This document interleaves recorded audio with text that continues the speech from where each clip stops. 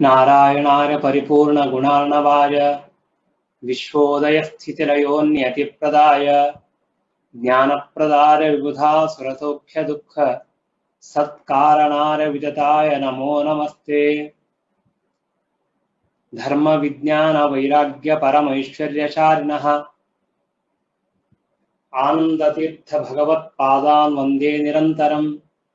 नमोऽस्तु तात्विका देवा विष्णुभक्तिपरायणाः धर्ममार्गे प्रेरयन्तु भवन्तः सर्व एव हि।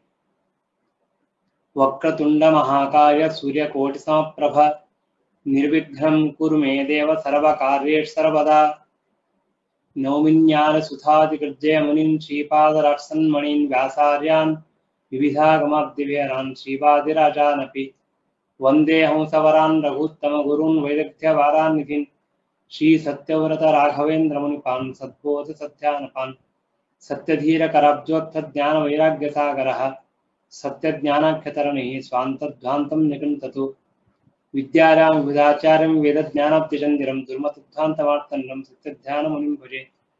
सत्याभिज्ञकराब्जोत्थान् पञ्चाशद्वर्षपूजकान् सत्यप्रमोदतीर्थार्यान् नौमिन्यालसुधार्तान् शास्त्रेषु पारदृश्वानं शास्त्रज्ञेशवत्सलं दीनभक्तोद्धारकरं सत्यात्मानं यतिं भजे। विद्यापीठविधातारं विद्याभारतीचन्दिरं विद्यार्थिवत्सलं वन्दे महामहिं सद्गुरुम्। आपादमौलिपर्यन्तं गुरूणाम् आर्तिं स्मरेत् तेन विघ्नाः प्रणश्यन्ति सिद्ध्यन्ति च मनोरथाः। श्रीगुरुभ्यो नमः। हरि ओम्। ಪಾಂಡವರು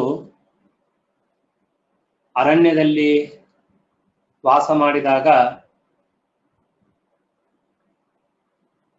ಪಾಂಡವರ ಜೊತೆಗೆ ಅನೇಕ ಬ್ರಾಹ್ಮಣರೆಲ್ಲ ವಾಸ ಮಾಡಿದ್ದರು. ಒಂದು ದಿನ ಆ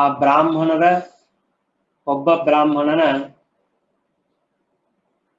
ಅರಣಿ ಮಥನ ಮಾಡತಕ್ಕಂತಹ ಬೆಂಕಿಯನ್ನು ಮಥನ ಮಾಡುವ ಅರಣಿ ಕಟ್ಟಿಗೆ, ಆ ಕಟ್ಟಿಗೆಯ ಪಾತ್ರೆಯನ್ನ ಒಂದು ಮೃಗ ತೆಗೆದುಕೊಂಡು ಹೋಗಿದೆ. ಆಗ ಧರ್ಮರಾಜನ ಬಿಟ್ಟು ಉಳಿದವರೆಲ್ಲರೂ ಕೂಡ ಆ ಮೃಗದ ಹಿಂದೆ ಓಡಿ ಹೋಗಿದ್ದಾರೆ. ಸ್ವಲ್ಪ ದೂರ ಹೋದ ಮೇಲೆ ಆ ಮೃಗವು ಮಾಯವಾಯಿತು. ಮಾಯವಾದ ಮೇಲೆ ಇವರೆಲ್ಲರಿಗೂ ತುಂಬಾ ನೀರಡಿಕೆಯಾಗಿದೆ, ಶ್ರಮವಾಗಿದೆ. ನೀರು ಹುಡುಕ್ತಾ ಹೋಗ್ತಾ ಇದ್ದಾರೆ. ಒಬ್ಬೊಬ್ಬರಾಗಿ ಹೋದಾಗ ನಕುಲ, ಸಹದೇವ ಮೊದಲಿಗೆ ಹೋದ. ನೀರು ಕುಡಿಬೇಕು ಅಂದಾಗ ಅಲ್ಲಿ ಒಂದು ಅದೃಶ್ಯವಾದ ವಾಣಿ ಹೇಳ್ತಾ ಇದೆ, ನೀರು ಕುಡಿಬೇಕಾದ್ರೆ ನನ್ನ ಪ್ರಶ್ನೆಗೆ ಉತ್ತರ ಕೊಟ್ಟು ಆಮೇಲೆ ನೀರು ಕುಡಿಯಿರಿ, ಇಲ್ಲಿ ಎದುರು ಕುಡಿಬಾರದು ಅಂತ ಹೇಳಿದರು. ಆದ್ರೆ ಅವನು ಕೇಳಿಲ್ಲ. ಹೀಗೆ ನಕುಲ, ಸಹದೇವ ಹಾಗೂ ಆನಂತರ ಅರ್ಜುನ ಬರ್ತಾನೆ. ಅವನು ಕೂಡ ಆ ಪ್ರಶ್ನೆಗೆ ಉತ್ತರ ಕೊಡೋದಿಲ್ಲ. ಭೀಮಸೇನರು ಬರ್ತಾರೆ, ಅವರು ಉತ್ತರ ಕೊಡೋದಿಲ್ಲ. ಆಗ ಎಲ್ಲರೂ ಆ ನೀರು ಕುಡಿತಾರೆ. ನೀರು ಕುಡಿದ ತಕ್ಷಣ ಎಲ್ಲರಿಗೂ ಮೂರ್ಛೆ ಬಂದ್ಬಿಡುತ್ತೆ, ಅವರು ಮಲ್ಕೊಂಡ್ಬಿಡ್ತಾರೆ. ಈ ಪ್ರಸಂಗದಲ್ಲಿ ಶ್ರೀಮದಾಚಾರ್ಯರು ಒಂದು ಉತ್ತರವನ್ನು, ನಿರ್ಣಯವನ್ನು ಹೇಳಿದ್ದಾರೆ. ನಾವು ನಿನ್ನೆ ಕೇಳಿದ್ದೇವೆ. ಅವನು ಮಾಡಿದ ಪ್ರಶ್ನೆಗೆ ಉತ್ತರ ಗೊತ್ತಿರಲಿಲ್ಲವೇ ಇವರಿಗೆ ಅಂತ ಕೇಳಿದ್ರೆ ಉತ್ತರ ಗೊತ್ತಿತ್ತು. ಆದರೂ ಕೂಡ ಇವರು ಉತ್ತರ ಕೊಟ್ಟಿಲ್ಲ. ಯಾಕೆ ಅಂತ ಕೇಳಿದ್ರೆ, ತಾವು ನೀರು ಕುಡಿಯುವುದಕ್ಕಾಗಿ, ಅರ್ಥಾತ್ ತಮ್ಮ ಒಂದು ಜೀವನಕ್ಕಾಗಿ, ಉಪಜೀವನಕ್ಕಾಗಿ ವಿದ್ಯೆಯನ್ನ ಉಪಯೋಗ ಮಾಡಬಾರದು, ಅದನ್ನ ಆಶ್ರಯಿಸಿಕೊಂಡು ನಾವು ಬದುಕೋದಲ್ಲ. ಆದ್ದರಿಂದ ಈ ಯಾವ ನಕುಲ, ಸಹದೇವ, ಅರ್ಜುನ, ಭೀಮ ಯಾರು ಕೂಡ ಆ ಪ್ರಶ್ನೆಗೆ ಉತ್ತರ ಕೊಡಲಿಲ್ಲ ಅಂತ ತಿಳಿಸ್ತಾರೆ. ಇದು ಒಂದು ವಿಷಯ. ಇನ್ನೊಂದು ಏನ್ ಪ್ರಶ್ನೆ ಬರುತ್ತೆ ಅಂತಂದ್ರೆ, ಇವಾಗ ಇವರೆಲ್ಲರೂ ಮಹಾನುಭಾವರು, ಜ್ಞಾನಿಗಳು, ತಪಸ್ವಿಗಳು, ದೇವತೆಗಳು, ಪ್ರಧಾನವಾಗಿ ದೇವತೆಗಳು. ದೇವತೆಗಳಾಗಿರತಕ್ಕಂತಹ ಈ 4 ಜನರಿಗೆ, ಅದರಲ್ಲಿ ವಿಶೇಷವಾಗಿ ಭೀಮಸೇನ ದೇವರಿಗೆ ನೀರು ಕುಡಿದಾಗ ಎಲ್ಲರಿಗೂ ಮೂರ್ಛೆ ಬಂತು. ಒಂದು ಕ್ಷಣ ಎಲ್ಲರೂ ಮೂರ್ಛೆ ಬಂದು ಮಲ್ಕೊಂಡಿದ್ದಾರೆ. ಹಾಗಾದ್ರೆ ಆ ಪ್ರಭಾವ ಆಯಿತೆ ಅಂತ ಒಂದು ಪ್ರಶ್ನೆ ಬರುತ್ತೆ. ಆ ಪ್ರಶ್ನೆಗೆ ಶ್ರೀಮದಾಚಾರ್ಯರು ಉತ್ತರ ಕೊಡ್ತಾ ಇದ್ದಾರೆ. ದೇವಾ ಅಪಿ ಮನುಷ್ಯೇಶು ಜಾತಾ ಸುಬಲಿನೋಪಿ ಮಾನುಷೇಣೈವ ಭಾವೇನ ಯುಕ್ತಾ ಸ್ಯುಹು ಕೇಶವಾದೃತೆ ಕಾರ್ಯೇಷ್ವೇಷಾಂ ಕ್ರಮೇಣೈವ ವ್ಯಕ್ತಿಮಾಯಾಂತಿ ಸದ್ಗುಣಾಃ ಅತೋ ಭೀಮಾರ್ಜುನೌ ಧರ್ಮಾತ್ ಅತ್ಯುತ್ತಮ ಬಲಾವಪಿ ದೇವಮಾಯಾಂ ಸಮಾಶ್ರಿತ್ಯ ಧರ್ಮೇಣ ಸ್ವಾಪಿತೌ ಕ್ಷಣಾತ್.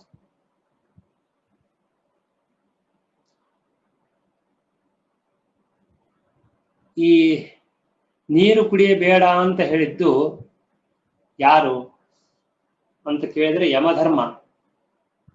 ಯಮನೇ ಅಲ್ಲಿ ಅದೃಶ್ಯವಾದ ಒಂದು ರೂಪದಿಂದ ಇದ್ದಾನೆ.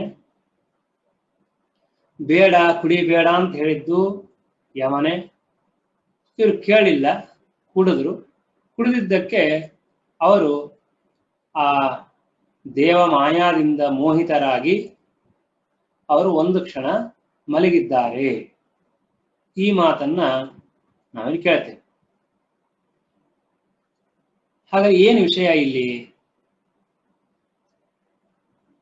ಯಾವ ರೀತಿಯಾಗಿ ನಾವು ಇದನ್ನು ಅರ್ಥ ಮಾಡಿಕೊಳ್ಳಬೇಕು? ಶ್ರೀಮದಾಚಾರ್ಯ ಹೇಳ್ತಾರೆ, ಇವರೆಲ್ಲರೂ ದೇವತೆಗಳು, 4 ಜನ ದೇವತೆಗಳೇ. ದೇವತೆಗಳಲ್ಲಿ ಒಂದು ನಿಯಮ ಇದೆ, ಹಿಂದೆ ಬಂದಿತ್ತು, ಈಗ ಮತ್ತೊಂದು ರೀತಿಯಿಂದ ಹೇಳ್ತಾ ಇದ್ದಾರೆ. ದೇವತೆಗಳು ಮಹಾಬಲಿಷ್ಠರು, ಮಹಾಜ್ಞಾನಿಗಳು, ಶಕ್ತರು, ಸಮರ್ಥರು, ಅದರೊಳಗೆ ಸಂಶಯನೇ ಇಲ್ಲ.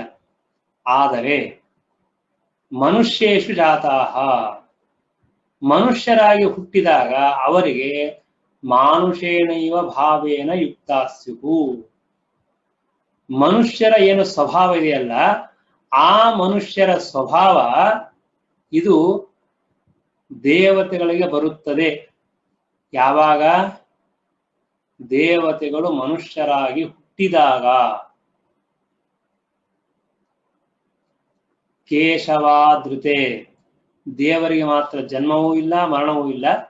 ದೇವರು ಲಕ್ಷ್ಮೀ ದೇವಿಯನ್ನು ತೆಗೆದುಕೊಳ್ಳಬೇಕು. ಲಕ್ಷ್ಮೀನಾರಾಯಣರಿಗೆ ಭೌತಿಕವಾದ ಪ್ರಾಕೃತವಾದ ದೇಹ ಸರ್ವಥಾ ಇಲ್ಲ.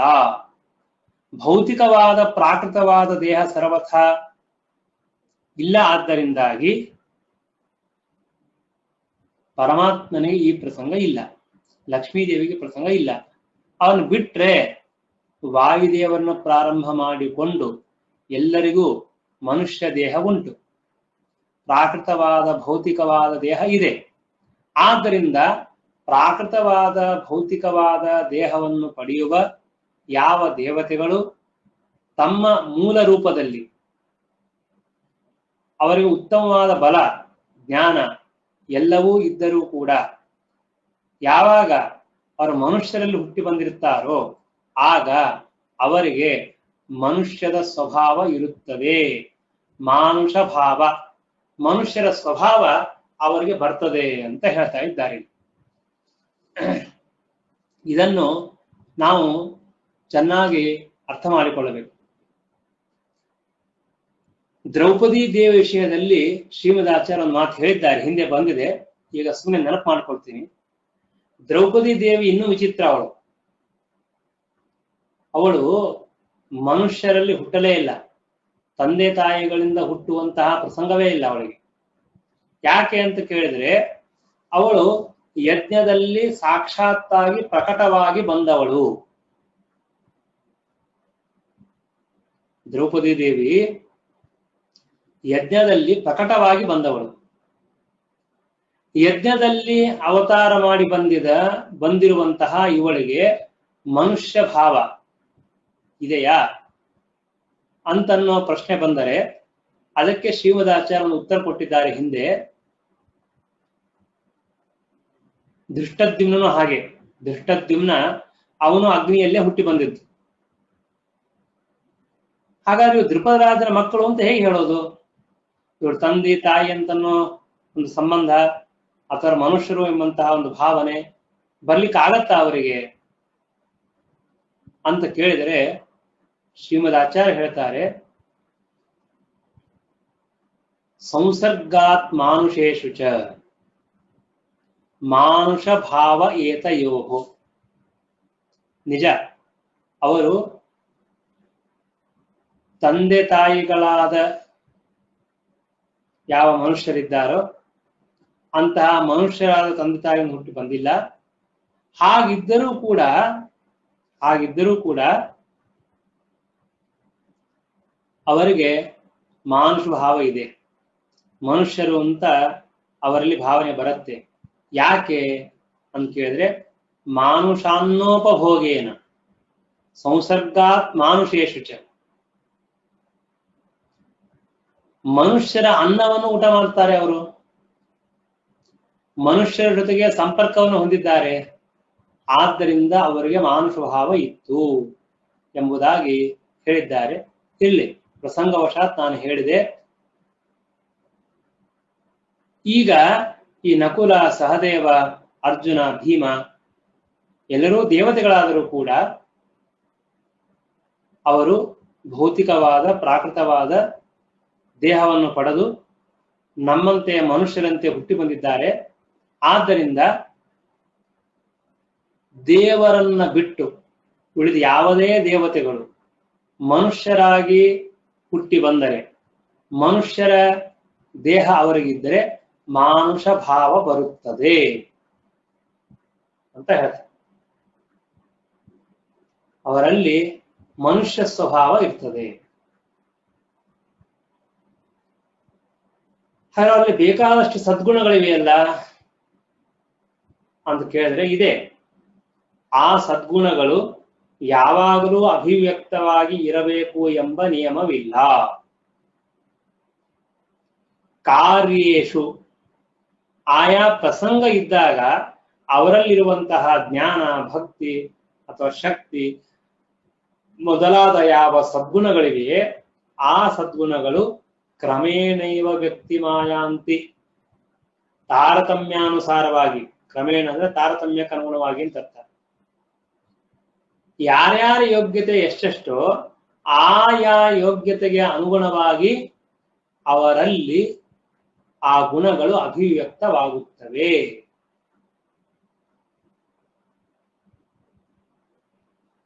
ಹಾಗಾದ್ರೆ ಏನಾಯ್ತು ಇವಾಗ? ದೇವತೆಗಳು ಮನುಷ್ಯರಾಗಿ ಹುಟ್ಟಿದಾಗ ಅವರಿಗೆ ಮನುಷ್ಯ ಸ್ವಭಾವ ಇರುತ್ತೆ. ಅವರಲ್ಲಿ ಅನೇಕ ಸದ್ಗುಣಗಳು ಇದ್ದರೂ ಕೂಡ ಎಲ್ಲಾ ಸದ್ಗುಣಗಳು ಎಲ್ಲರಿಗೂ ಯಾವಾಗಲೂ ಅಭಿವ್ಯಕ್ತವಾಗಬೇಕು ಅಂತಲ್ಲ, ತಾರತಮ್ಯಕ್ಕೆ ಅನುಗುಣವಾಗಿ ಅಭಿವ್ಯಕ್ತವಾಗಿ ಇರುತ್ತವೆ. ಆದ್ದರಿಂದ ಇವಾಗ ಪ್ರಸಂಗ ಏನು? ಭೀಮ ಅರ್ಜುನರು ಮಹಾಬಲಿಷ್ಠರು, ಶ್ರೀಮದಾಚಾರ್ಯ ಅಂತಾರೆ ಉತ್ತಮ ದೇವತೆಗಳು. ಅಥೋ ಭೀಮಾರ್ಜುನೋ ಧರ್ಮಾತ್ ಅತ್ಯುತ್ತಮ ಬಲಾವಪಿ ದೇವಮಾಯಾಂ ಸಮಾಶ್ರಿತ್ಯ ಧರ್ಮೇಣ ಸ್ವಾಪಿತೌ ಕ್ಷಣಾತ್. ಅಲ್ಲಿ ಬಂದವನು ಯಮಧರ್ಮ. ಯಮನಿಗಿಂತಲೂ ಅರ್ಜುನ ಅರ್ಥಾತ್ ಇಂದ್ರ ಬಹಳ ದೊಡ್ಡವನು. ದೇವತೆಗಳಲ್ಲಿ ಶ್ರೇಷ್ಠನಾದವನು ಇಂದ್ರ. ವಾಯುದೇವರು ಜೀವೋತ್ತಮರು, ಇನ್ನೂ ಉತ್ತಮರಾಗಿರ್ತಕ್ಕಂತಹ ವ್ಯಕ್ತಿಗಳು. ಯಮನಿಗಿಂತಲೂ ತುಂಬಾ ಉತ್ತಮರಾಗಿದ್ದಾರೆ.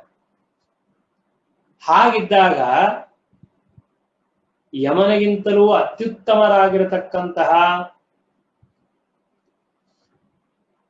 ವಾಯುದೇವರಾಗಲಿ ಅಥವಾ ಇಂದ್ರನಾಗಲಿ, ಅರ್ಥಾತ್ ಇಂದ್ರನ ಅವತಾರನಾಗಿರ್ತಕ್ಕಂತಹ ಅರ್ಜುನ, ವಾಯುದೇವರ ಅವತಾರ ಆಗಿರ್ತಕ್ಕಂತಹ ಭೀಮಸೇನ ದೇವರು ಅತ್ಯುತ್ತಮ ಬಲವು, ಭಾರೀ ಬಲ ಇದೆ ಅವರಿಗೆ. ಯಮನಿಗಿರ್ತಕ್ಕಂತಹ ಶಕ್ತಿ, ಸಾಮರ್ಥ್ಯ, ಗುಣಗಳಿಂತಲೂ ಸಾವಿರ ಕೋಟಿ ಪಟ್ಟು ಹೆಚ್ಚಿನ ಬಲ, ಹೆಚ್ಚಿನ ಜ್ಞಾನ, ಸದ್ಗುಣಗಳು ಇದೆ. ಆದರೆ ಈಗ ಅವರು ಮನುಷ್ಯರಾಗಿ ಹುಟ್ಟಿದ್ದಾರೆ. ಮನುಷ್ಯರಾಗಿ ಹುಟ್ಟಿದ್ದಕ್ಕೆ ಅವರಲ್ಲಿ ಮಾನುಷ ಭಾವ ಇದೆ. ಯಮಧರ್ಮ ಸಾಕ್ಷಾತ್ ದೇವತಾ ರೂಪದಲ್ಲಿ ಬಂದಿದ್ದಾನೆ. ದೇವತೆಯೇ ಆಗಿ ಇದ್ದಾನೆ, ಸ್ವರೂಪತಃ ಇಲ್ಲಿ ಬಂದಿದ್ದಾನೆ. ಆದ್ದರಿಂದ ದೇವಮಾಯಾಂ ಸಮಾಶ್ರಿತ್ಯ, ಆ ದೇವತಾ ಸಂಬಂಧಿಯಾಗಿರ್ತಕ್ಕಂತಹ ತನ್ನ ಮಾಯೆ ಇದೆಯಲ್ಲ, ಆ ಶಕ್ತಿ ಅಂದ್ರೆ ಇವರಿಗೆ ಮಲಗಿಸುವ ಶಕ್ತಿ, ಇವೆಲ್ಲ ಮಾಡ್ಕೋಬೇಕು ಅಂತ ತಾನು ಇಚ್ಛೆ ಪಟ್ಟು ಆ ದೇವತಾ ಸಂಬಂಧಿಯಾದ ಮಲಗಿಸುವ ಶಕ್ತಿಯನ್ನ ಪ್ರಯೋಗ ಮಾಡಿ ಎಲ್ಲರನ್ನೂ ಮಲಗಿಸಿದ. ಧರ್ಮೇಣ ಸ್ವಾಪಿತೌ ಕ್ಷಣಾತ್. ಎಲ್ಲರೂ, ಭೀಮಸೇನ್ ದೇವರು, ಅರ್ಜುನ, ನಕುಲ, ಸಹದೇವ ಎಲ್ಲರೂ ಆ ದೇವ ಮಾಯೆಗೆ ಒಳಪಟ್ಟು ಎಲ್ಲರೂ ಮಲ್ಕೊಂಡ್ಬಿಟ್ಟಿದ್ದಾರೆ. ಮೊದಲಿಗೆ ಹೇಳಿದ ಅವನು, ನೀವು ನೀರನ್ನು ಕುಡಿಯಬಾರದು, ನನ್ನ ಪ್ರಶ್ನೆಗೆ ಉತ್ತರವನ್ನು ಕೊಡ್ರಿ, ಆಮೇಲೆ ನೀರು ಕುಡೀರಿ, ಇಲ್ಲದೆ ಇದ್ರೆ ನಿಮಗೆ ತೊಂದರೆ ಆಗತ್ತೆ ಅಂತ ಹೇಳಿ ಯಾರು ಕೇಳಿಲ್ಲ. ಅವರು ಎಲ್ಲರೂ ಮಲಗಿಬಿಟ್ಟಿದ್ದಾರೆ. ಮಲಗಿದ್ದಾರೆ ದೊಡ್ಡ ವಿಷಯವಲ್ಲ, ಹೇಗೆ ಮನಸ್ಸಿಗೆ ಸಾಧ್ಯವಾಯಿತು ಅನ್ನೋ ಪ್ರಶ್ನೆ ಬರುತ್ತೆ. ಶ್ರೀಮದಾಚಾರ್ಯರು ಅದನ್ನು ಹೇಳ್ತಾರೆ. ಧರ್ಮರಾಜಲ್ಲ, ಯಮದೇವರು ತಾನು ಸ್ವಯಂ ಮೂಲ ರೂಪದಿಂದ ಬಂದಿದ್ದಾನೆ. ಆದ್ದರಿಂದಾಗಿ ಆ ಯಮ ತಾನು ತನ್ನ ಮಾಯೆಯಿಂದ, ದೇವ ಮಾಯೆಯಿಂದ ಎಲ್ಲರನ್ನೂ ಮಲಗಿಸಿದ. ಕ್ಷಣ, ಒಂದೇ ಕ್ಷಣ ಅವನು ಮಲಗಿಸ್ಬೇಕು ಅಂತ ಹೇಳಿದ್ರೆ ಮಲಗಿಬಿಟ್ಟ ಎಲ್ಲರೂ. ಹಾಗಾದ್ರೆ ಎಷ್ಟೊತ್ತು ಮಲ್ಕೊಂಡಿದ್ರಿ ಇವರು? ಅರ್ಜುನ ಹಾಗೂ ಭೀಮಸೇನ ವಿಶೇಷವಾಗಿ ಹೇಳ್ತಾರೆ, ಮುಹೂರ್ತಮೇವ ಸಾಮಾಯ ತಯೋರಾಚ್ಛಾದನೆ ಕ್ಷಮ ತತಃ ಪ್ರಬುದ್ಧಯೋರ್ಧರ್ಮೋ ನೈವ ಶಕ್ತಿ ಶತಾಂಶ ಭಾಗ್. ಸ್ವಲ್ಪ ಕಾಲ ಅಷ್ಟೇ, 10 ಸೆಕೆಂಡು 20 ಸೆಕೆಂಡ್, ಅಲ್ಪ ಕಾಲ. ಸ್ವಲ್ಪ ಕಾಲದವರೆಗೆ ಮಾತ್ರ ಆ ಮಾಯೆ ಅವರನ್ನ ಮುಚ್ಚಿ ಹಾಕಿದೆ, ಅವರ ಶಕ್ತಿಯನ್ನು ಮುಚ್ಚಿ ಹಾಕಿದೆ. ತಯೋಹೋ ಆಚ್ಛಾದನೆ ಕ್ಷಮ. ವಿಶೇಷವಾಗಿ ಇಲ್ಲಿ ಹೇಳಿದ್ದು ಭೀಮಸೇನ ಅರ್ಜುನ ಮಾತ್ರ ಹೇಳ್ತಾರೆ. ನಕುಲ ಸಹದೇವರು ಸಣ್ಣವರೇ, ಅವ್ರ ಪ್ರಶ್ನೆ ಬರೋದೇ ಇಲ್ಲ. ಸಣ್ಣವರಿಗೆ ಮಾಯ ಮಾಡಿ ಮಲಗಿಸುವುದು ದೊಡ್ಡ ವಿಶೇಷ ಅಲ್ಲ. ಯಮನಿಗಿಂತಲೂ ಯೋಗ್ಯತೆಯಲ್ಲಿ ದೊಡ್ಡವರಾದ, ಸಾಮರ್ಥ್ಯ, ಭಕ್ತಿ, ಜ್ಞಾನ, ಯೋಗ್ಯತೆಯಲ್ಲಿ ಉತ್ತಮರಾದ ಅರ್ಜುನ ಹಾಗೂ ಭೀಮ, ಇವರಿಬ್ಬರನ್ನು ಹೇಗೆ ಮಲಗಿಸಿದ ಅಂತ ಅನ್ನೋ ಪ್ರಶ್ನೆ ಬರುತ್ತೆ. ಅದಕ್ಕೆ ಶ್ರೀಮದಾಚಾರ್ಯ ಹೇಳಿದ್ರು, ದೇವಮಾಯ ಇದ್ದುದರಿಂದ ತಯೋಹೋ ಆಚ್ಛಾದನೆ ಕ್ಷಮ. ಆ ಭೀಮಾರ್ಜುನರನ್ನು ಕೂಡ ಆ ಮಾಯೆ, ದೇವ ಮಾಯೆ, ದೇವತಾ ಶಕ್ತಿ, ಅದು ಮುಹೂರ್ತ ಎಂಬ ಶಬ್ದಕ್ಕೆ ಸಂಸ್ಕೃತ ಭಾಷೆಯಲ್ಲಿ 2 ಅರ್ಥ ಬರುತ್ತೆ. ಮುಹೂರ್ತ ಎಂಬ ಶಬ್ದಕ್ಕೆ 2 ಘಟಿಕ. 1 ಘಟಿಕ ಅಂದ್ರೆ 24 ನಿಮಿಷ, 2 ಘಟಿಕ ಅಂದ್ರೆ ಅವಾಗೇನಾಗತ್ತೆ 48 ನಿಮಿಷ ಅಂತ ಆಗತ್ತೆ. ಹಾಗಾದ್ರೆ ಯಮಧರ್ಮ ಈ ಅರ್ಜುನ ಹಾಗೂ ಭೀಮಸೇನ ಇವರೆಲ್ಲರನ್ನು ಕೂಡ ಅಷ್ಟು ಹೊತ್ತಿನವರೆಗೆ ಮಲಗಿಸಿದ್ದನ, ಅಥವಾ ಅಷ್ಟು ಹೊತ್ತಿನವರೆಗೆ ಆ ತನ್ನ ಮಾಯಾಶಕ್ತಿಯಿಂದ ಇವರಿಗೆ ಸುಷುಪ್ತಿಯನ್ನು ತಂದು ಕೊಟ್ಟನ ಅಂತ ಕೇಳಿದ್ರೆ ಅದಕ್ಕೆ ಹೇಳ್ತಾರೆ ಸರ್ವಥಾ ಇಲ್ಲ. ಹಾಗಾದ್ರೆ ಮುಹೂರ್ತ ಎಂಬ ಶಬ್ದಕ್ಕೆ ಅರ್ಥ ಏನು ಅಂತ ಕೇಳಿದ್ರೆ ಸ್ವಲ್ಪ ಕಾಲ ಅಂತ ಅರ್ಥ ಹೇಳ್ತಾರೆ. ಸ್ವಲ್ಪ ಕಾಲ ಅಂತ ಹೇಗೆ ಅರ್ಥ ಹೇಳೋದು ಅಂದ್ರೆ ಅದಕ್ಕೂ ಪ್ರಮಾಣ ಕೊಡ್ತಾರೆ ಟಿಪ್ಪಣಿಯಲ್ಲಿ. ಮುಹೂರ್ತಂ ಅಲ್ಪಕಾಲಂ ಸ್ಯಾತ್ ಘಟಿಕಾ ದ್ವಿತಯೇಪಿ ಚ ಇತ್ಯಭಿಧಾನಂ. ಅಭಿಧಾನ ಅಂದ್ರೆ ಕೋಶ ಅಂತ ಅರ್ಥ. ಕೋಶದಲ್ಲಿ ಮುಹೂರ್ತ ಎಂಬ ಶಬ್ದಕ್ಕೆ 2 ಅರ್ಥಗಳಿದೆ. ಏನ್ ಅರ್ಥ ಇದೆ ಅಂತಂದ್ರೆ, ಮುಹೂರ್ತ ಅಂದ್ರೆ ಸ್ವಲ್ಪ ಕಾಲ ಎಂಬ ಅರ್ಥವೂ ಇದೆ. ಇನ್ನೊಂದು ಅಭಿಪ್ರಾಯ ಇದೆ, ಮುಹೂರ್ತ ಅಂದ್ರೆ 2 ಘಟಿಕ, 2 ಘಟಿಕ ಅಂದ್ರೆ 48 ನಿಮಿಷ ಅಂತ 2 ಅರ್ಥಗಳಿದೆ. ಆದ್ರೆ ಇಲ್ಲಿ ಮಾತ್ರ ಮುಹೂರ್ತ ಎಂಬ ಶಬ್ದಕ್ಕೆ ಅಲ್ಪಕಾಲ ಎಂಬ ಅರ್ಥವನ್ನು ತಿಳಿಯಬೇಕು. ಹಾಗಾದ್ರೆ ಏನಾಯ್ತು ಇವಾಗ? ಸ್ವಲ್ಪ ಕಾಲದವರೆಗೆ ಆ ಯಮಧರ್ಮನ ದೇವತಾ ಸ್ವರೂಪಿಯಾದ ಮೂಲ ರೂಪದಲ್ಲಿಯೇ ಬಂದಿರುವ ಯಮ ಮನುಷ್ಯರಾಗಿ ಹುಟ್ಟಿರತಕ್ಕಂತಹ ಮಾನುಷ ಭಾವ ಇರುವ ಅರ್ಜುನ ಹಾಗೂ ಭೀಮಸೇನ ದೇವರ ಶಕ್ತಿಯನ್ನು ಮೀರಿ ಅವರಿಗೆ ಆ ಸ್ವಾಪವನ್ನ ಸುಷುಪ್ತಿಯನ್ನ ಮಲಗುವುದನ್ನ ತಂದುಕೊಳ್ಳಿಕ್ಕೆ ಸಮರ್ಥನಾದ ಧರ್ಮ. ಅವನ ಶಕ್ತಿಗೆ ಅಂತಹ ಸಾಮರ್ಥ್ಯ ಉಂಟು ಅಂತ ಹೇಳ್ತಾರೆ. ಮುಹೂರ್ತಮೇವ ಸಾಮಾಯ ತಯೋರಾಚ್ಛಾದನೆ ಕ್ಷಮ. ಆದರೆ ಮುಂದಿನ ಮಾತು ಬಹಳ ಮಹತ್ವದ್ದು. ತತಃ ಪ್ರಬುದ್ಧಯೋ ಧರ್ಮ ನೈವ ಶಕ್ತಿ ಶತಾಂಶ ಭಾಗ. ಸ್ವಲ್ಪ ಹೊತ್ತು ಏನೋ ಆ ಶಕ್ತಿ ಮಾಯಾದಿಂದ ಮಲಗಿದಂತೆ ಇದ್ರು, ಎಚ್ಚರ ಆದ ಮೇಲೆ ಮಾತ್ರ ಈ ಮೂಲರೂಪಿಯಾಗಿರ್ತಕ್ಕಂತಹ ಧರ್ಮ ಸ್ವರೂಪದಲ್ಲಿ ಇರತಕ್ಕಂತಹ ಯಮ ಇದ್ದರೂ ನೈವ ಶಕ್ತಿ ಶತಾಂಶ ಭಾಗ. ಅರ್ಜುನನ ಭೀಮಸೇನ ದೇವರ ಯಾವ ಶಕ್ತಿ ಇದೆಯಲ್ಲ ಆ ಶಕ್ತಿಯ ಒಂದು 100%, ಅಂದ್ರೆ 100% ಆಗಿಂದ 1% ಅಷ್ಟು ಶಕ್ತಿಯು ಯಮನಿಗೆ ಇಲ್ಲ. ಅಂತಹ ಮಹಾಶಕ್ತಿ ಉಳ್ಳವರು ಯಾರು? ಅರ್ಜುನ ಹಾಗೂ ಭೀಮಸೇನ ದೇವರು. ಆದರೆ ಮನುಷ್ಯರಾದದ್ದರಿಂದ ಆ ಮೂಲ ರೂಪದಲ್ಲಿರ್ತಕ್ಕಂತಹ ದೇವತಾ ರೂಪದಲ್ಲಿ ಇರುವ ಯಮನ ಶಕ್ತಿಗೆ ಒಳಪಟ್ಟು, ಆ ಶಕ್ತಿಯ ಸಾಮರ್ಥ್ಯಕ್ಕೆ ಒಳಪಟ್ಟು ಇವರು ಕೂಡ ಸ್ವಲ್ಪ ಹೊತ್ತು ಮಲಗಿಕೊಂಡಿದ್ದರು ಎಂಬುದಾಗಿ ಶ್ರೀಮದಾಚಾರ್ಯರು ನಿರ್ಣಯವನ್ನು ಕೊಡ್ತಾ ಇದ್ದಾರೆ. ಈ ಮಾತಿಗೆ ಶ್ರೀಮದಾಚಾರ್ಯ ಹೇಳ್ತಾರೆ, ನಾನು ಹೇಳಿದಂತ ಅನ್ಕೋಬೇಡ್ರಿ, ಉಕ್ತಂ ಪದ್ಮ ಪುರಾಣೇಚ ತದೇತತ್ ಸರ್ವ ಮಂಜಸ. ನಾನು ಹೇಳಿದ ಎಲ್ಲ ವಿಷಯವೂ ಪದ್ಮ ಪುರಾಣದಲ್ಲಿ ಹೇಳಿದ್ದಾರೆ. ಆದ್ದರಿಂದ ಆ ಪದ್ಮ ಪುರಾಣಕ್ಕೆ ಅನುಗುಣವಾಗಿ ನಾನು ಇಲ್ಲಿ ನಿರ್ಣಯವನ್ನು ಮಾಡ್ತಾ ಇದ್ದೇನೆ ಎಂಬುದಾಗಿ ಶ್ರೀಮದಾಚಾರ್ಯ ತಿಳಿಸ್ತಾ ಇದ್ದಾರೆ. ಆದ್ದರಿಂದ ಯಮ ಬಂದು ಭೀಮಸೇನ ದೇವರಿಗೆ, ಧರ್ಮರಾಜನಿಗೆ, ಯಾರು ಅರ್ಜುನನಿಗೆ ಮಲಗಿಸಿಬಿಟ್ಟ. ಆದ್ರಿಂದ ಅವ್ರಿಗೇನೋ ಶಕ್ತಿನೇ ಇಲ್ಲ, ಯಮನಿಗಿಂತಲೂ ಕಡಿಮೆ ಆಗಿದ್ದಾರೆ ಅಂತ ತಿಳ್ಕೋಬೇಡ್ರಿ. ತಸ್ಮಾತ್ ನಾಶಕ್ತಿ ಅನಯೋ ಸಂಭಾವ್ಯಾ ಭೀಮಪಾರ್ಥಯೋ. ಭೀಮ ಅರ್ಜುನರಿಗೆ ಅಶಕ್ತಿ ಇದೆ, ಅಸಾಮರ್ಥ್ಯ ಇದೆ, ಯಮನಿಗಿಂತಲೂ ಕಡಿಮೆ ಆಗಿರ್ತಕ್ಕಂತಹ ಶಕ್ತಿ ಇದೆ ಅಂತಾಗಲಿ, ಒಟ್ಟಾರೆ ಅಸಾಮರ್ಥ್ಯ ಇದೆ ಅಂತಾಗಲಿ ಸರ್ವಥಾ ತಿಳಿಯಬೇಡಿ. ಅವರು ಮಹಾ ಸಮರ್ಥರು, ಉತ್ತಮ ದೇವತೆಗಳು, ಯಾವ ಸಂಶಯವೂ ಇಲ್ಲ. ಆದರೆ ಮನುಷ್ಯರಾಗಿ ಹುಟ್ಟಿದ್ದಕ್ಕೆ ಅವರಿಗೆ ಮಾನುಷ ಭಾವ ಇದೆ. ಮಾನುಷ ಭಾವ ಅಂದ್ರೆ ಮನುಷ್ಯ ಸ್ವಭಾವ ಅಂತ ಅರ್ಥ. ಆ ಮನುಷ್ಯ ಸ್ವಭಾವ ಇದ್ದದ್ದರಿಂದ ಅವರು ದೇವಮಾಯಕ್ಕೆ ಒಳಪಟ್ಟು ಸ್ವಲ್ಪ ಹೊತ್ತು ಮಲಿಕೊಂಡಿದ್ದಾರೆ ಎಂಬುದಾಗಿ ಶ್ರೀಮದಾಚಾರ್ಯರು ಈ ನಿರ್ಣಯವನ್ನು ತಿಳಿಸ್ತಾ ಇದ್ದಾರೆ. ಬಹಳ ಅದ್ಭುತವಾಗಿರ್ತಕ್ಕಂತಹದ್ದು. ಎಷ್ಟು ಹೊತ್ತಾದರೂ ಕೂಡ ಯಾವಾಗ ಈ 4 ಜನವು ಬರಲಿಲ್ಲ, ಆಗ ಅಲ್ಲಿರೋ ಧರ್ಮರಾಜನಿಗೆ ಆಶ್ಚರ್ಯವಾಗಿದೆ, ಚಿಂತೆಯಾಗಿದೆ. ಅಂತಾರೆ, ಯಾಕೆ, ಏನಾಯ್ತು ನೋಡೋಣ ಅಂತ ಅವನು ಬರ್ತಾನೆ.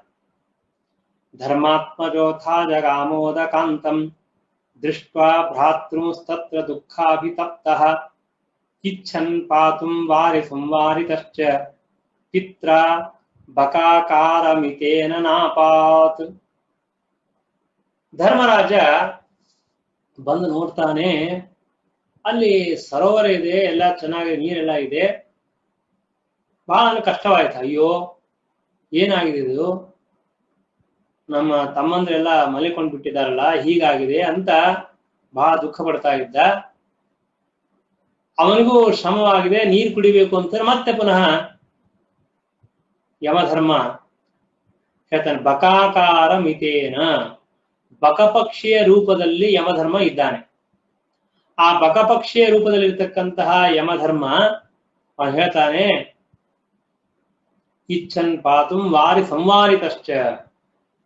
ಏ ಧರ್ಮರಾಜ, ನೀರು ಕುಡಿಬೇಡ. ನೀರು ಕುಡಿಬೇಕಾಗಿದ್ದರೆ ನಾನು ಕೇಳಿದ ಪ್ರಶ್ನೆಗೆ ಉತ್ತರ ಕೊಡಬೇಕು. ಉತ್ತರ ಕೊಟ್ರೆ ನೀರು ಕುಡಿ, ಇಲ್ಲ ನೀರು ಕುಡಿಬೇಡ. ನಾನು ನಿನ್ನ ಎಲ್ಲಾ ತಮ್ಮಂದ್ರಿಗೆ ಹೇಳಿದೆ, ನಕುಲ, ಸಹದೇವ, ಅರ್ಜುನ, ಭೀಮ ಎಲ್ಲರೂ ಹೀಗೆ ಬಂದ್ರು. ನೀರು ಕುಡಿಯುವ ನಾನು ಹೇಳಿದೆ, ಕುಡಿಯಬೇಡ್ರಿ, ಕುಡಿದ್ರೆ ನಿಮ್ಗೆ ತೊಂದರೆ ಆಗುತ್ತೆ. ಅವ್ರು ಯಾರು ಕೇಳಿಲ್ಲ. ಆದ್ದರಿಂದ ನನ್ನ ಮಾತನ್ನು ಮೀರಿದ್ದಕ್ಕೆ ಅವರೆಲ್ಲರೂ ಈ ರೀತಿಯಾಗಿ ಆಗಿದ್ದಾರೆ. ನೀನು ಕೂಡ ನನ್ನ ಮಾತನ್ನ ಮೀರಿದ್ದೇ ಆದರೆ ನಿನಗೂ ಇದೇ ಗತಿ ಆಗತ್ತೆ. ಆದ ಕಾರಣ ನೀರು ಕುಡಿಯಬೇಡ ಅಂತ ಹೇಳಿದಾಗ ಅವನು ನೀರು ಕುಡಿಯೋದು ಬಿಟ್ಬಿಟ್ಟು ನೀರು ಕುಡಿಲಿಲ್ಲ. ಹಾಗಾಗಿ ಏನ್ ಮಾಡಬೇಕು? ಆಗ ಆ ಬಕಪಕ್ಷಿಯ ರೂಪದಲ್ಲಿರ್ತಕ್ಕಂತಹ ಯಮ ತಾನು ಅನೇಕ ಪ್ರಶ್ನೆಗಳನ್ನು ಕೇಳ್ತೇನೆ, ಆ ಪ್ರಶ್ನೆಗೆ ನೀನು ಉತ್ತರ ಕೊಡಬೇಕು. ಉತ್ತರ ಕೊಟ್ರೆ ನಿಮ್ಮ ತಮ್ಮಂದರಿಗೆಲ್ಲ ನಾನು ಉದ್ಧಾರ ಮಾಡ್ತೇನೆ, ನಿನಗೂ ಒಳ್ಳೇದು ಮಾಡ್ತೇನೆ ಅಂತ ಹೇಳಿದ. ಸರಿ ಆಯ್ತು, ಹಾಗಾದ್ರೆ ನಾನು ಉತ್ತರ ಕೊಡ್ತೀನಿ. ಯಾವಾಗ ಧರ್ಮರಾಜ ಉತ್ತರ ಕೊಡ್ತೀನಿ ಅಂತ ಹೇಳಿದ ಆಗ ಬಕಪಕ್ಷಿಯ ರೂಪದಲ್ಲಿ ಇರತಕ್ಕಂತಹ ಯಮ ಆ ಬಕಪಕ್ಷಿಯ ರೂಪವನ್ನು ಬಿಟ್ಟು ಒಬ್ಬ ಯಕ್ಷರ ರೂಪವನ್ನು ತೆಗೆದುಕೊಳ್ತಾನೆ. ಯಕ್ಷ, ಗಂಧರ್ವ ನಾವೆಲ್ಲ ಪುರಾಣಗಳಲ್ಲಿ ಕೇಳಿರ್ತೇವೆ. ಅಂತಹ ಯಕ್ಷ ರೂಪವನ್ನು ತೆಗೆದುಕೊಂಡು ಪ್ರಶ್ನೆ ಮಾಡ್ತಾನೆ. ಅದಕ್ಕೆ ಧರ್ಮರಾಜ ಉತ್ತರ ಕೊಡ್ತಾನೆ. ಇದನ್ನೇ ಮಹಾಭಾರತದಲ್ಲಿ ಯಕ್ಷ ಪ್ರಶ್ನೆ ಎಂಬುದಾಗಿ ಪ್ರಸಿದ್ಧವಾಗಿ ಹೇಳುವಂತಹದ್ದಿದೆ. ಅರ್ಥೇ ಭ್ರಾತॄಣಾಂ ಐಚ್ಛದಸೋ ತದೀಯ ಪ್ರಶ್ನ ಪ್ರತಿವ್ಯಾಹರಣಂ ದಯಾಲುಃ ತತೋ ಧರ್ಮೋ ಯಕ್ಷತನುಸ್ಸಭೂತ್ವ ಪ್ರಶ್ನಾಶ್ಚಕ್ರೆ ವ್ಯಾಕರೋತ್ತಾನ್ ಸಪಾರ್ಥಃ. ಆ ಪ್ರಶ್ನೋತ್ತರವು ಬಹಳ ವಿಸ್ತಾರವಾಗಿದೆ. ಅದನ್ನ ಶ್ರೀಮದಾಚಾರ್ಯರು ಇಲ್ಲಿ ಉದಾಹರಣೆ ಮಾಡಲಿಲ್ಲ. ಧರ್ಮರಾಜ ತಾನು ಉತ್ತರ ಕೊಟ್ಟ. ಯಾಕೆ ಅಂದ್ರೆ ದಯಾಳುಹು, ನಿಜವಾಗಿ ಅವನು ಉತ್ತರ ಕೊಡಬಾರದು. ಯಾಕೆ? ಹಾಗೆ ಅವರೆಲ್ಲ ಮಾಡಿರ್ತಕ್ಕಂತಹ ಧರ್ಮ ಅಂದ್ರೆ ಧರ್ಮರಾಜ ಹೇಗೆ ಮಾಡಬಾರ್ದಲ್ಲ, ಇವನು ಉತ್ತರ ಕೊಡಬಾರದು. ಆದರೆ ಭ್ರಾತೃಣಾರ್ಥೆ, ತನ್ನ ತಮ್ಮಂದ್ರು ಪಾಪ ಎಲ್ಲ ಕಷ್ಟಪಡ್ತಾರೆ, ಆದ್ರಿಂದ ಅವರ ಮೇಲೆ ದಯಾ ಮಾಡಿಕೊಂಡು ಆ ಧರ್ಮ ಏನ್ ಪ್ರಶ್ನೆ ಮಾಡ್ತಾನೆ, ಯಕ್ಷರೂಪಿಯಾಗಿರ್ತಕ್ಕಂತಹ ಧರ್ಮ ಏನ್ ಪ್ರಶ್ನೆ ಮಾಡ್ತಾನೋ ಅದಕ್ಕೆಲ್ಲದಕ್ಕೂ ನಾನು ಉತ್ತರ ಕೊಡ್ತೇನೆ ಅಂತ ಒಪ್ಪಿಕೊಳ್ತಾನೆ. ಆಮೇಲೆ ಆ ಧರ್ಮ ಯಕ್ಷರೂಪಿಯಾದ ಅನೇಕ ಪ್ರಶ್ನೆಗಳನ್ನು ಕೇಳಿದ. ಆ ಎಲ್ಲ ಪ್ರಶ್ನೆಗಳು ಕೂಡ ಪಾರ್ಥ ಅಂದ್ರೆ ಇಲ್ಲಿ ಯುಧಿಷ್ಠಿರ ಅಂತ ಅರ್ಥ, ಧರ್ಮರಾಜ. ಆ ಧರ್ಮರಾಜ ಅವನು ಕೇಳಿದ ಎಲ್ಲ ಪ್ರಶ್ನೆಗಳು ಕೂಡ ಉತ್ತರವನ್ನು ಕೊಟ್ಟಿದ್ದಾನೆ. ಮೂಲ ರೂಪಿಯಲ್ಲಿದ್ದವನು ಯಮನೆ, ಉತ್ತರ ಕೊಡುವವನು ಯಮನೆ, ಇಬ್ಬರು ಇದ್ದಾರೆ. ಜ್ಞಾನಿಯೇ ಆಗಿದ್ದಾರೆ, ಪ್ರಶ್ನೆಗೆ ಉತ್ತರ ಎಲ್ಲ ಕೊಟ್ಟಾಯ್ತು. ಆಗ ಅವನು ಹೇಳ್ತಾನೆ, ಬಹಳ ಸಂತೋಷ, ಚೆನ್ನಾಗಿ ನೀನು ಉತ್ತರನೆಲ್ಲ ಕೊಟ್ಟಿದ್ದಿ, ನೀನು ವರ ಕೇಳು ಅಂತ ಹೇಳ್ತಾನೆ. ತತಸ್ತುಷ್ಟೋ ವರಮಸ್ಮೈ ದದೌ ಸಹ ಏಕೋತ್ಥಾನಂ ಭ್ರಾತೃ ಮಧ್ಯೆ ಸವೌರೇ ಯದ್ದೇಕಸ್ಯಾತ್ ನಕುಲೋಸ್ತ್ವಿತ್ಯತಃ ತುಷ್ಟೋ ಧರ್ಮಃ ಕಥಮೇತತ್ ಕೃತಂ ತೇ ಅತಿ ಪ್ರೀತಿರ್ಭೀಮಸೇನೆ ತವಾಸ್ತಿ ಬಲಿ ಚಾಸೌ ರಾಜ್ಯ ಹೇತುಸ್ತವ ಸ್ಯಾತ್. ಯಮ, ಯಕ್ಷ ರೂಪದಲ್ಲಿರ್ತಕ್ಕಂತಹ ಯಮ, ಅವನು ಹೇಳ್ತಾನೆ, ಬಹಳ ಸಂತೋಷ ಆಯ್ತು, ನೀ ಎಲ್ಲ ಪ್ರಶ್ನೆಗೆ ಉತ್ತರ ಕೊಟ್ಟಿದ್ದಿ, ಏನಾದ್ರು ವರ ಕೇಳು, ವರ ಕೊಡ್ತೇನೆ. ಆದರೆ ಈಗ ಏನು ವರ ಕೇಳ್ತೀನಿ ನೀನು? ಈ 4 ಜನ ಮಲ್ಕೊಂಡಿದ್ದಾರೆ ನೀವು ತಮ್ಮಂದ್ರು, ಅವರಲ್ಲಿ ಒಬ್ರು ಹೇಳ್ಬೇಕು. ಅದಕ್ಕೆ ಹೇಳ್ತಾನೆ, ಯಾರು ಒಬ್ಬರನ್ನ ಕೇಳ್ಕೊ.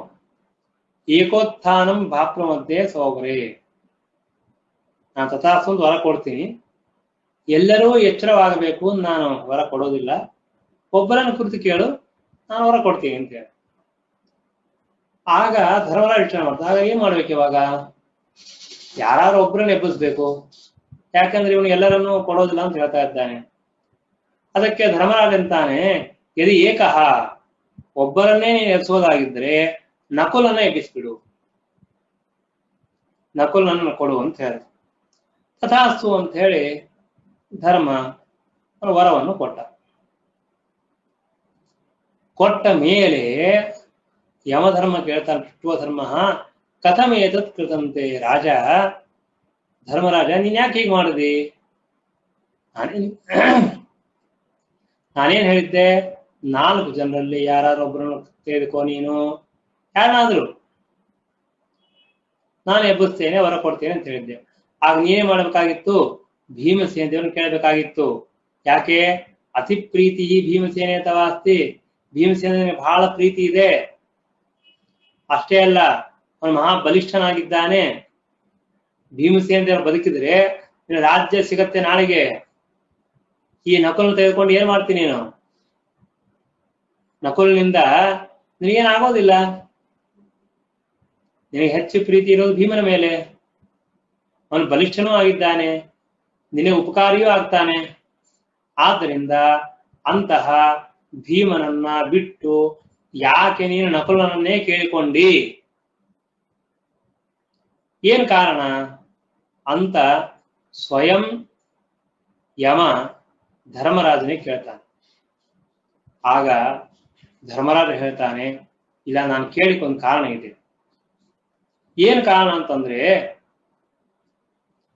ಇತ್ಯುಕ್ತವೂಚೆ ಮಾತೃಪುತ್ರಂ ವಿಹಾಯ ಕುಂತಿ ಪುತ್ರೋ ನಮಯೋತ್ಥಾಪನೀಯ ಸಯೇವ ಮುಕ್ತೋ ನಿತರಾಂ ಪ್ರೀಯಮಾಣಃ ಉತ್ಥಾಪಯಾಮಾಸ ತಾನ್ ಸಮಸ್ತಾನ್.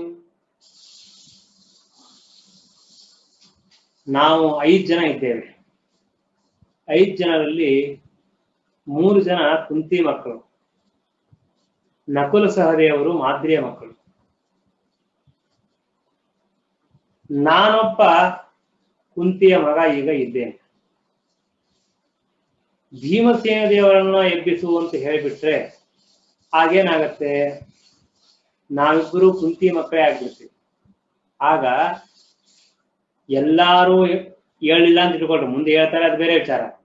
ಹೇಳದೆ ಇದ್ದರೆ ಆಗೇನ್ ಮಾಡ್ಬೇಕು? ಆಗ ಧರ್ಮರಾಜ ಕುಂತಿ ಮಕ್ಕಳ ಮೇಲೆ ಹೆಚ್ಚು ಪ್ರೀತಿ ಮಾಡ್ತಿದ್ದ, ಅವರನ್ನೇ ಕರೆದ ಅಂತ ಆಗತ್ತೆ. ಜೊತೆಗೆ ಮಾದ್ರಿಯ ಮಕ್ಕಳು ಒಬ್ರು ಇಲ್ಲ ಅಂತ ಆಗತ್ತೆ. ಅದಕ್ಕಾಗಿ ಅವನು ಹೇಳ್ತಾನೆ, ಮಾದ್ರಿ ಪುತ್ರಂ ವಿಹಾಯ, ಮಾದ್ರಿಯ ಮಗನನ್ನು ಬಿಟ್ಟು ಕುಂತಿ ಪುತ್ರವನ್ನು ಹೇಗೆ ನಾನು ಎಬ್ಸೋದು? ಕುಂತಿಯ ಮಗ ನಾನೊಬ್ಬನು ಇದ್ದೀನಲ್ಲ ಇವಾಗ. ಆದ್ದರಿಂದ ಮಾದ್ರಿಯ ಮಗನೂ ಕೂಡ ಒಬ್ಬನು ಈ ಲೋಕದಲ್ಲಿ ಇರಬೇಕು. ಇದು ನ್ಯಾಯ ಇದು. ಆದ್ದರಿಂದ ಈ ನ್ಯಾಯವನ್ನು ಇಟ್ಟುಕೊಂಡು ನಾನು ಭೀಮಸೇನ ದೇವರನ್ನು ಎಬ್ಬಿಸಲಿಲ್ಲ, ಹೇಳುವಂತವರ ಕೇಳಿಲ್ಲ, ಮಾತೃಪುತ್ರನ್ನೇ ಕೇಳಿದ್ದು ಅಂತ ಹೇಳಿದಾಗ ಬಹಳ ಸಂತೋಷವಾಗ್ತದೆ.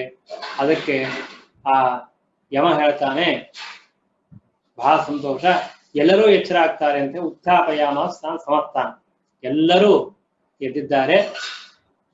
ಸ್ವಯಂ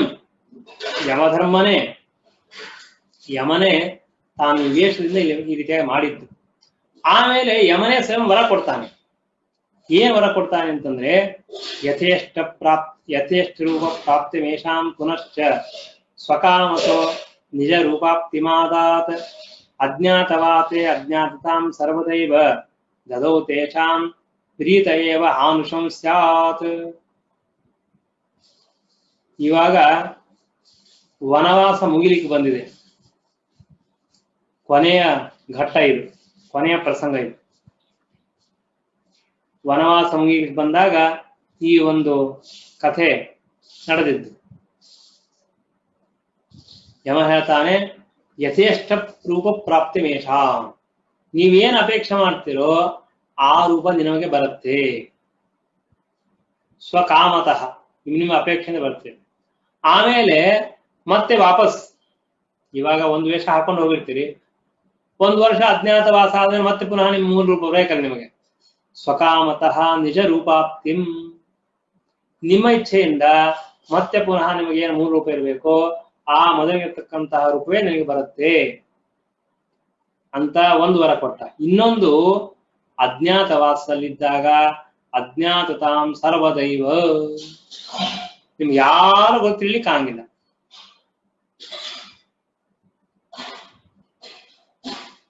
ಇದು ಯಮದೇವರು ಕೊಡ್ತಕ್ಕಂತಹ ವರ, ಬಹಳ ಮಹತ್ವದ್ದು. ಭೀಮಸೇನ ದೇವರ ಹಾಗೆಯೇ ಬಂದು ನಿಂತರೂ ಕೂಡ ಭೀಮಸೇನ ಯಾರು ಗೊತ್ತಾಗ್ಲಿಕ್ಕಿಲ್ಲ. ಯಾಕೆ ಅಂದ್ರೆ ವರ ಇದೆ. ಆದರೂ ಅವ್ರು ಬೇರೆ ವೇಷದಿಂದ ಹೋಗ್ತಾರೆ. ಅದಕ್ಕೆ ಹೇಳಿದ್ರೆ ಯಥೇಷ್ಟ ಪ್ರಾಪ್ತಿ ರೂಪಂ, ಯಥೇಷ್ಟ ರೂಪ ಪ್ರಾಪ್ತಿಂ. ಅವರಲ್ಲಿ ಬೇಕಾಗಿರ್ತಕ್ಕಂತಹ ರೂಪವನ್ನು ನೀವು ಹಾಕೊಳ್ರಿ.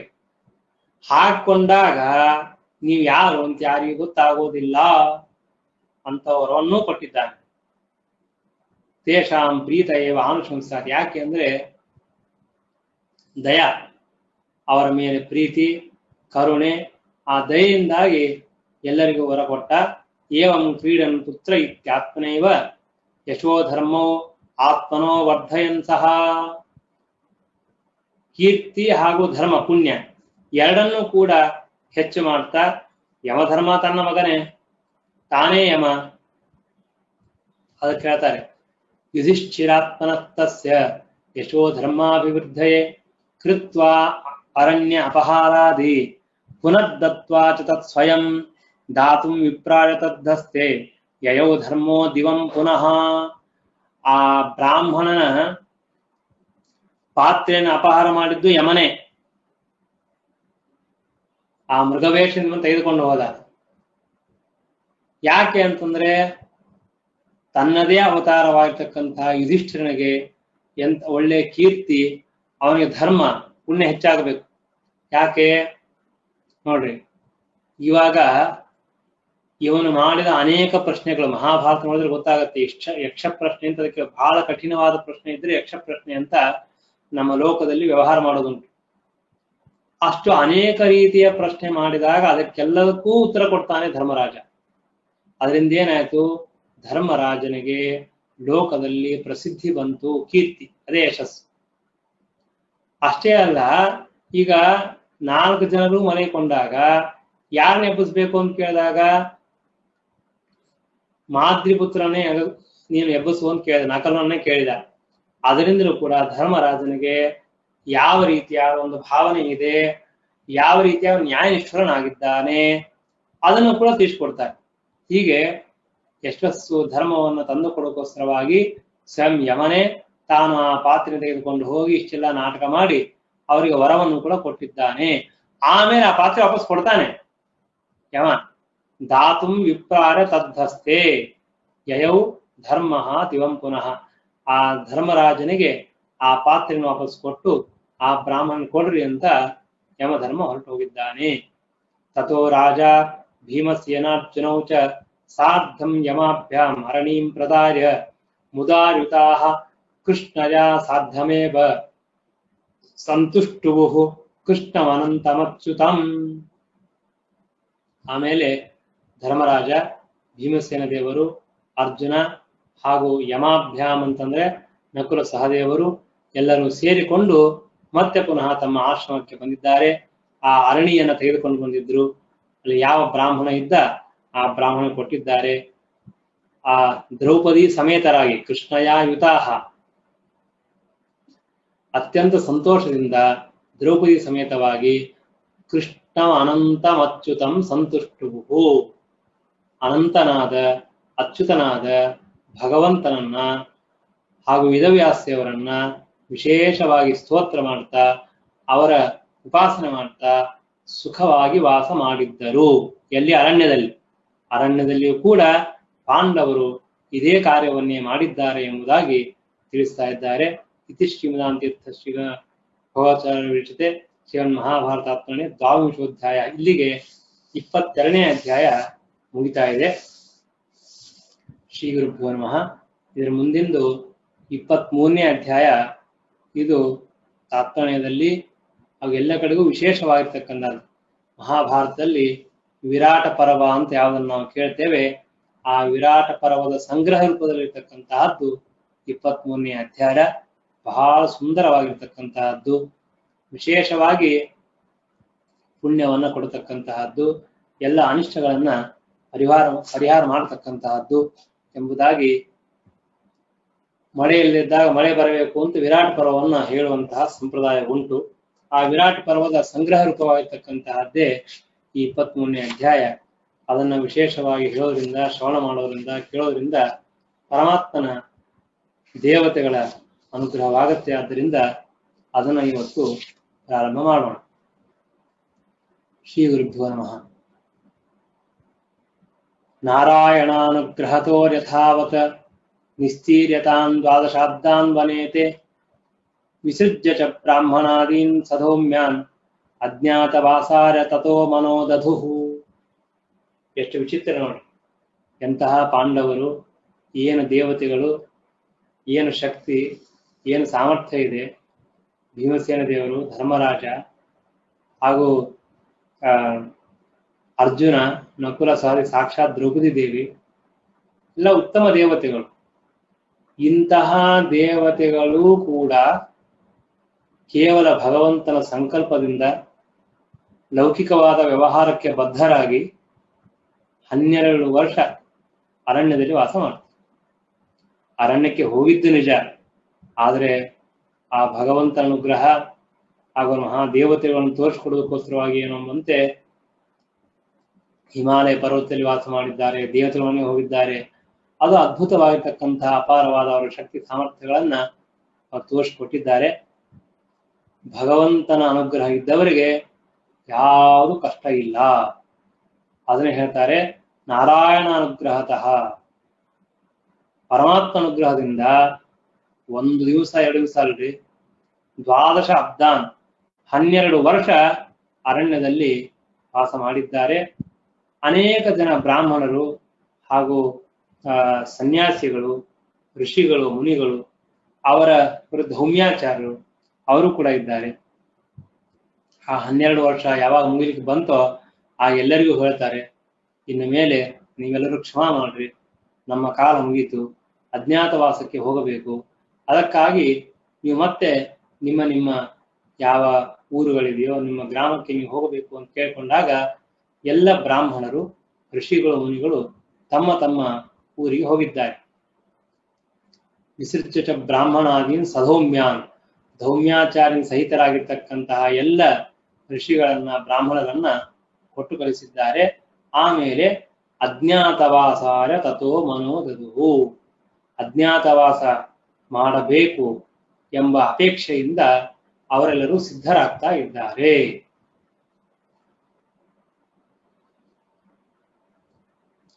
ಹೇಗೆ ಅವರು ಅಜ್ಞಾತವಾಸದಲ್ಲಿ ಇದ್ರು ಅದನ್ನು ಶ್ರೀಮದಾಚಾರ್ಯ ಮೊದಲಿಗೆ ಒಂದೇ ಶ್ಲೋಕದಲ್ಲಿ ಹೇಳ್ತಾರೆ. ಆಮೇಲೆ ಯಾಕೆ ಆ ರೂಪವನ್ನು ತೆಗೆದುಕೊಂಡ್ರು ಅನ್ನೋ ಕಾರಣವನ್ನು ಆಮೇಲೆ ಹೇಳ್ತಾರೆ.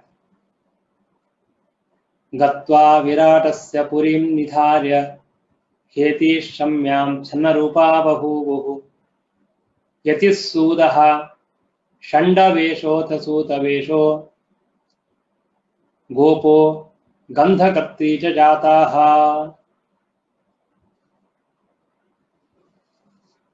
ಈ ಸೂತವೇಷ ಅಂತ ಆಗಿದೆ, ಸೂತವೇಷ. ಸೂತವೇಷ ಅಲ್ಲಿ ಕರೆಕ್ಟ್. ಇಲ್ಲಿ ಒಬ್ರೊಬ್ಬರನ್ನ ಕ್ರಮವಾಗಿ ಹೇಳ್ತಾ ಹೋಗ್ತಾರೆ. ಅವರು ವಿರಾಟ ನಗರಕ್ಕೆ ಹೋಗಬೇಕು ಅಂತ ನಿಶ್ಚಯ ಮಾಡ್ಕೊಂಡ್ರು. ಯಾಕೆ ಅಂದ್ರೆ ದುರ್ಯೋಧನ ಏನ್ ಹೇಳಿದ್ದ, ನಮ್ಮ ರಾಜ್ಯದಿಂದ ಬಹಳ ದೂರ ಇರಬಾರದು,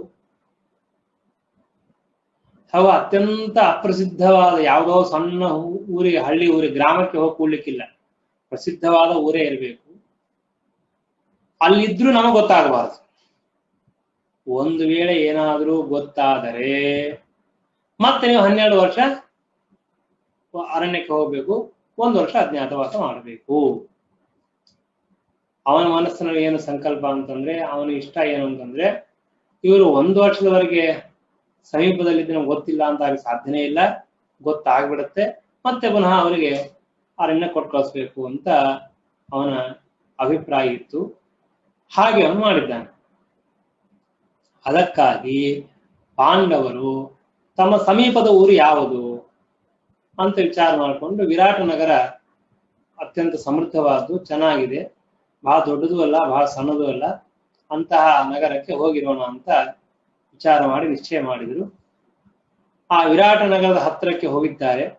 ಇವರ ಹತ್ರ ಎಲ್ಲ ಆ ಧನುಸ್ಸು, ಬಾಣ, ಗದ ಎಲ್ಲ ಇದೆ. ಅವುಗಳನ್ನ ಆ ಸಮೀಪದಲ್ಲಿರ್ತಕ್ಕಂತಹ ಶಮಿ ವೃಕ್ಷ, ಆ ಶಮಿ ವೃಕ್ಷದಲ್ಲಿ ಆ ಧನುಸ್ಸು, ಬಾಣ ಇತ್ಯಾದಿಗಳೆಲ್ಲ ಒಂದು ಮನುಷ್ಯಾಕಾರದಲ್ಲಿ ಕಟ್ಟಿ ಅದನ್ನ ಆ ಮೇಲೆ ವೃಕ್ಷದ ಮೇಲೆ ಕಟ್ತಾರೆ. ಆಮೇಲೆ ಬೇರೆ ಬೇರೆ ವೇಷವನ್ನು ಹಾಕಿಕೊಂಡು ಬರ್ತಾರೆ. ಛನ್ನ ರೂಪ ಬಹು, ತಮ್ಮ ಮೂಲ ರೂಪವನ್ನ ತಾವು ಮುಚ್ಚಿ ಹಾಕಿ ಬೇರೆ ವೇಷದಿಂದ ಬರ್ತಾ ಇದ್ದಾರೆ.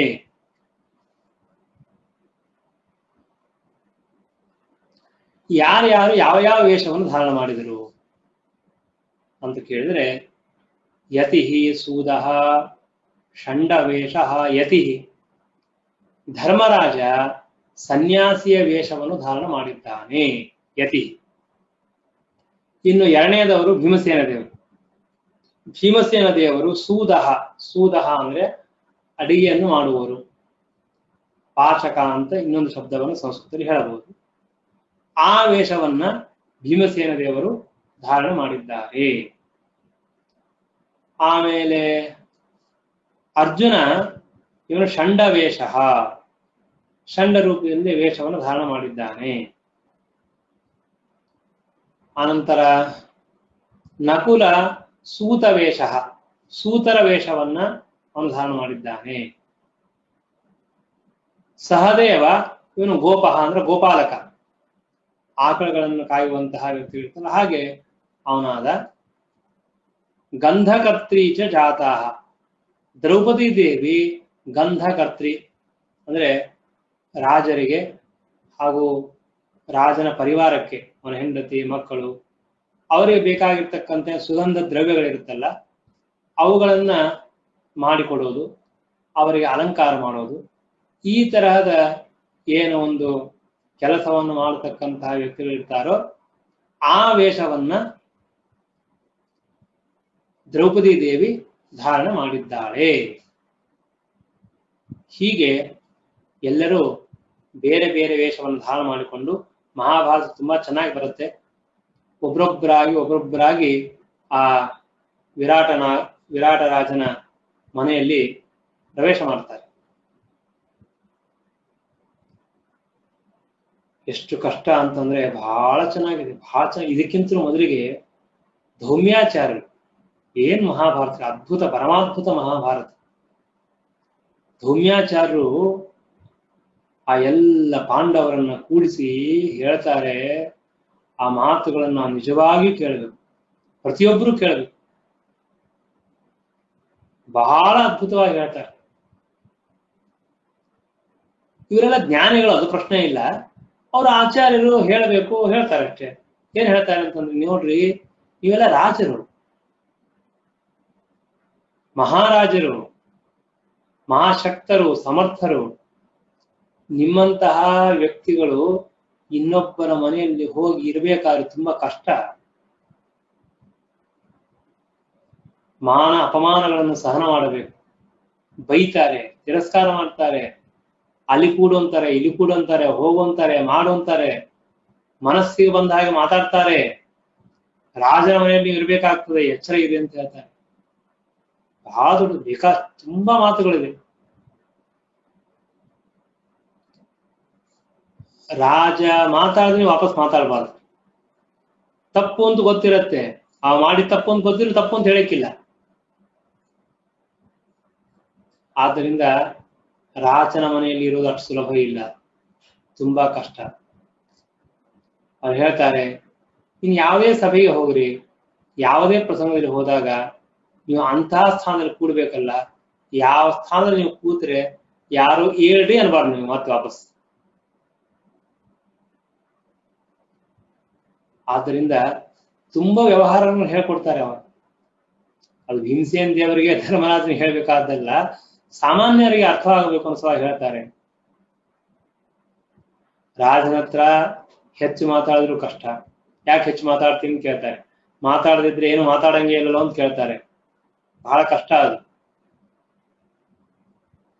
ಆದ್ದರಿಂದ ಬಹಳ ಎಚ್ಚರದಿಂದಿರ್ಬೇಕು ಅಂತ ಹೇಳ್ತಾರೆ. ಇನ್ನೊಬ್ಬರ ಮನೆಯಲ್ಲಿ ಇರೋದು ತುಂಬಾ ಕಷ್ಟ. ಅದು ಏನ್ ಮಾಡ್ಬೇಕು ಅಂತ ಗೊತ್ತಾಗಿಲ್ಲ, ಏನ್ ಬಿಡಬೇಕು ಅಂತ ಗೊತ್ತಾಗಿಲ್ಲ. ಇಂತಹ ಪ್ರಸಂಗ ಸಾಮಾನ್ಯ ಮನುಷ್ಯರಿಗೆ ಬರ್ತದೆ. ನಮ್ಮಂಥವರೇ ಬೇರೆ ಮನೆಯಲ್ಲಿ ಹೋದ್ರೆ ಏನ್ ಮಾಡ್ಕೊಂಡು ಗೊತ್ತಾಗಿಲ್ಲ. ಒಂದಿನ 2 ದಿನ ಚೆನ್ನಾಗಿರುತ್ತೆ, ಮುಂದೆ ಏನೋ ತಿಳಿಯೋದಿಲ್ಲ. ಅಂತಹದ್ದು ರಾಜ ಮಹಾರಾಜರಾಗಿರ್ತಕ್ಕಂತಹ ಪಾಂಡವರು ಒಬ್ಬನ ಮನೆಯಲ್ಲಿ ಸೇವಕರಾಗಿರ್ಬೇಕು, ಎಷ್ಟು ಕಷ್ಟ ನೋಡ್ರಿ. ಮಾನಸಿಕವಾಗಿ ಎಷ್ಟು ತೊಂದರೆ ಇರುತ್ತೆ, ಅಲ್ಲದೇನೆ ಅವ್ರ ಮಾತು ಕೇಳ್ಕೊಂಡೇ ಇರಬೇಕು. ಇಂಥೆಲ್ಲ ಪರಿಸ್ಥಿತಿಯಲ್ಲಿದ್ದರೂ ಕೂಡ ಅವ್ರು ಹೇಳ್ತಾರೆ, ನೀವು ಚೆನ್ನಾಗಿ ವ್ಯವಹಾರ ಮಾಡಿಕೊಳ್ರಿ, ಯಾವತ್ತೂ ನಿಮಗೆ ನಿಮ್ಮ ವ್ಯವಹಾರದಲ್ಲಿ ಯಾವ ತರಹ ತೊಂದರೆ ಬರಬಾರದು ಎಂಬುದಾಗಿ ಧೌಮ್ಯಾಚಾರ್ಯರು ಬಹಳ ಉತ್ತಮವಾದ ಮಾತುಗಳನ್ನು ಹೇಳಿ ಕಳಿಸ್ತಾರೆ. ನೀವು ಸಿಟ್ಟಿಗೆ ಬರಬಾರ್ದು, ತಿರುಗಿ ಮಾತಾಡಬಾರ್ದು, ರಾಜ ಹತ್ರ ಬಹಳ ಎಚ್ಚರ ಇರಬೇಕು ಎಂಬುದಾಗಿ ಹೇಳಿ ಕಳಿಸ್ತಾರೆ. ಆ ನಂತರ ಪಾಂಡವರು ಒಬ್ಬರೊಬ್ಬರಾಗಿ ಅದರಲ್ಲಿ ಪ್ರವೇಶ ಮಾಡ್ತಾರೆ. ಧರ್ಮರಾಜ ಬರ್ತಾನೆ, ನಾನು ಸನ್ಯಾಸಿ.